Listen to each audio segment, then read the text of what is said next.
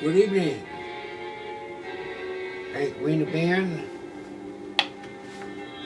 newsletter section called The Bird presents a short story with Gustav Mahler, Symphony No. 2 in the background, of course. How could we not have that?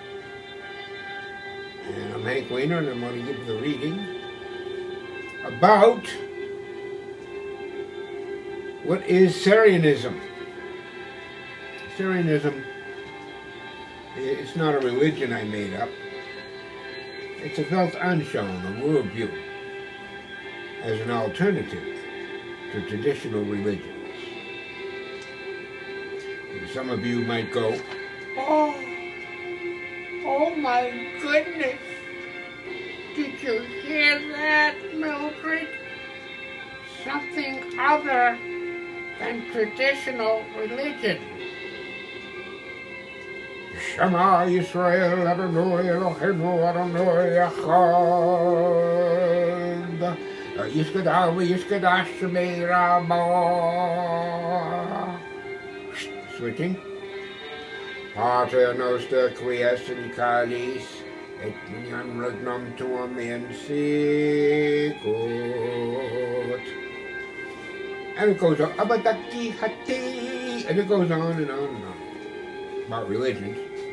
Consult Christopher Hitchens on this as a link. Anything of Christopher Hitchens will be nothing short of magnanimous. Anyways, as I was developing into cerianism, you got what's necessary. It's simple. It's not a Kantian, Hegelian perspective, or it's not a.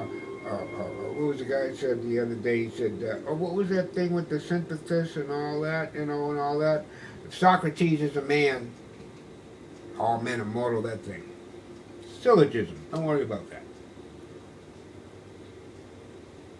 And this is where I'm getting up to cerianism, and this section of my advance is everything is unnecessary.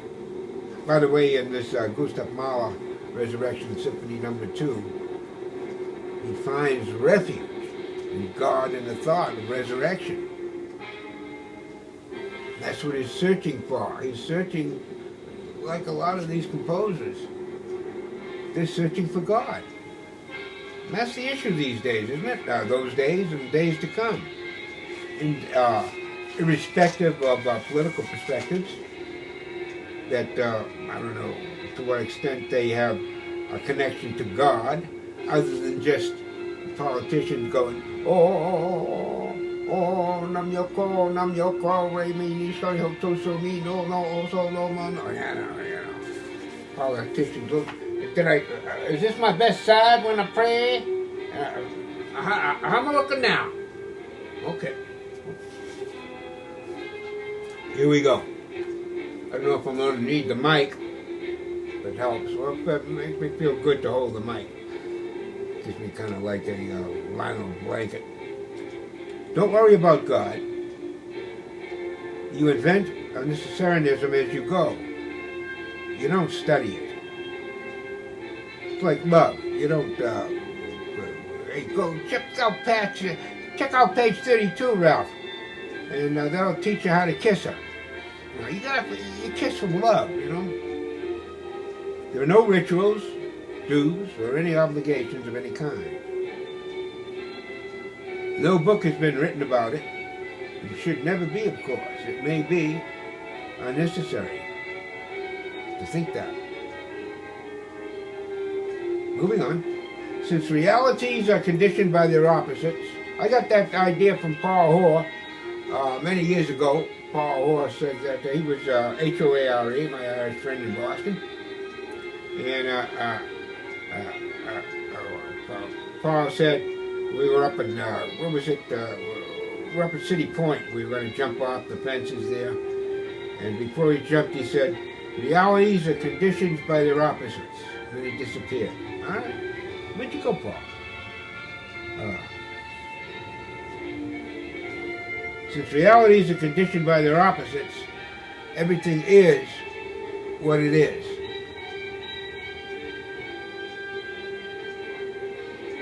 If you were a stew, the main spices would be a mixture of Zen. Now write this down, write the recipe down. Zen, existentialism, skepticism, and good old-fashioned solipsism. But don't worry about those. There's just a bunch of blah, blah, blah, blah, blah, blah, blah. But of course Zen is, what's the sound of one hand clapping. Existentialism is, of course, what a man is what he does. And he's just here, and there's no explanation why. And then there's anxiety that sets in. And then it's how you deal with that anxiety that makes you a freaking person. That's what a real person is. When you transcend that anxiety and make it work to improve who you are and everything that is. And there's a lot of level about improve, what that mean? And good old-fashioned solipsism. Then there's instinct, then intuition, then ultimate culminations. Well, that's just a blah blah. I wrote that, but that's just ultimate culminations. Come on, get real here. After we take the pro and con to every condition, the yin and the yang, the yes and the no, hopefully reasoned out within a strategy of commitment, with NC or UNC, I call that NC necessarianism and UNC unnecessarianism, we are left with the moment of truth in the now. Come on, truth. There is no truth. Oh, what are you, some kind of nihilist?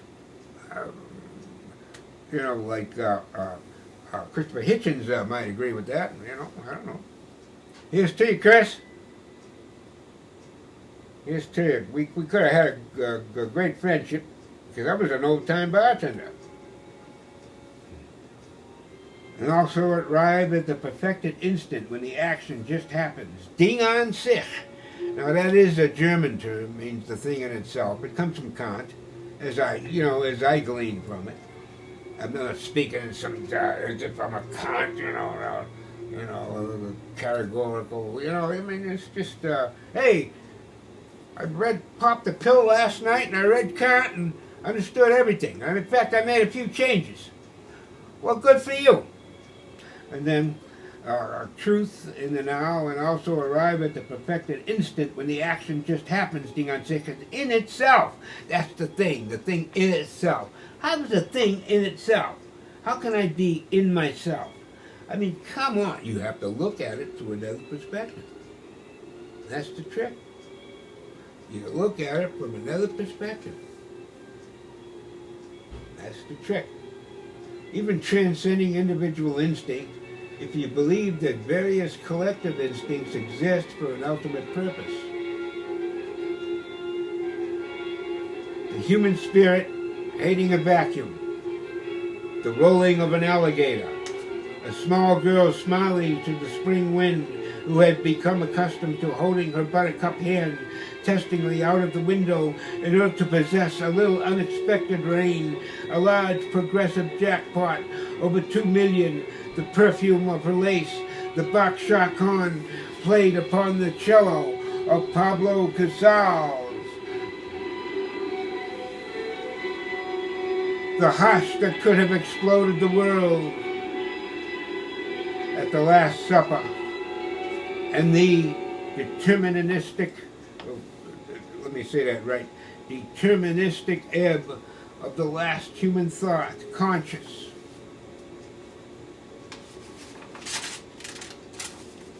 Or unconscious. Before the third doom, a good dinner and a warm bed, maybe not the first kiss, but that fearful one that turned her soul into a ball of twine, she slowly wrapped around her finger, going slower and slower, as if within the paradox of Zeno. What the hey? Stream of consciousness poetry. To return to the love of God after knowing, humility achieved by the conditions of reasoned strategy, clarity, accepting the nature of the creature, its instinct, purpose, life becomes in itself wherever Welt anschauen. Weltanschauung is the German word for worldview. What do you think the world is? Haben Sie, was ist Ihre Weltanschauung? Ja, ja, ist gut, ich habe eine große Weltanschauung, ja. Ich bin mit Gustav Mahler und Johann Sebastian Bach. Ist meine Unterstüblichkeit. Ihre Überstüblichkeit.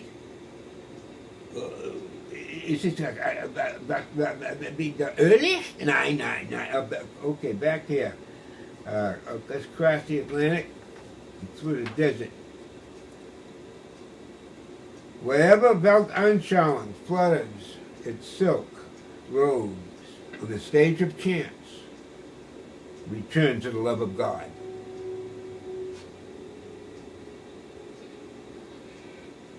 We're under unnecessariness. Isn't it possible to ask, is God unnecessary? Is love unnecessary? Is everything held sacred? Freaking unnecessary?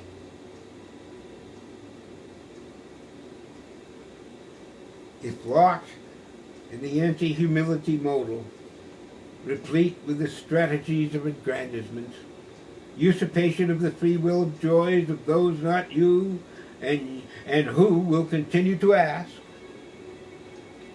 Otherwise, listen to the rocks and watch them grow. Watch them grow.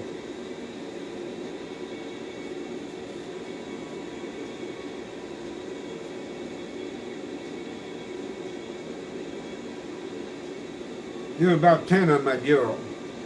Well, let me double check now. I got 1, 2, 3, 4, 5. 1, 2, 3, 4, 5. I got 5. I gave 5 away.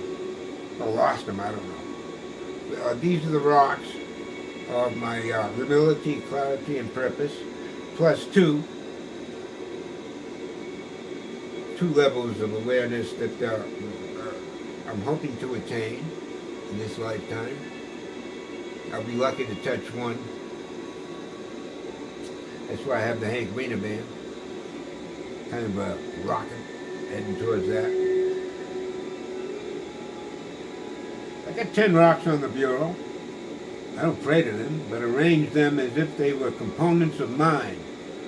Components of my mind. Then regard them as if they were all mine, within my mind. Kind of that ding-on sick thing again. Rocks in the paradox. Frederick Copleston writes. Frederick Copleston, I'm surprised that he broke into my, but, he's a Catholic, and he writes, he writes a lot. Well, I'll let you judge. I got it in italics here, as the Gustav Mahler plays out. It's a little break in the Mahler, Second Symphony. Gave him a break. There's a whole history about how he put on the symphony and got it from other places, and it's in C minor, designated C minor, and he has a choral ending. I don't think we'll get to the choral ending today, but you can check out this Mahler's Second Symphony. Well, choral ending is what Beethoven had in the ninth too. They were all connected back there in the 1900s. Well, anyways, arguments concerning motion. This is by Frederick Copleston, S.J., Jesuit. The most celebrated arguments of Zeno are those concerning motion. It should be remembered what Zeno is attempting to show us is this, that motion, which Parmenides denied, is equally as impossible on the pluralistic theory of the Pythagoreans. Chew on that ham sandwich. And he gives the Achilles and the tortoise thing. I thought that was cute. Okay, well now,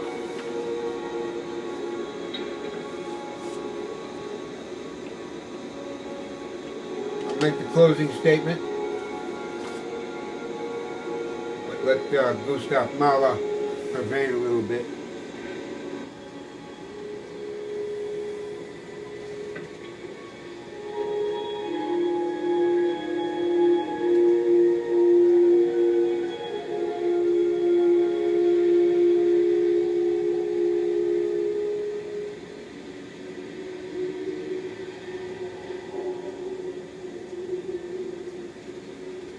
Let that be the closing statement.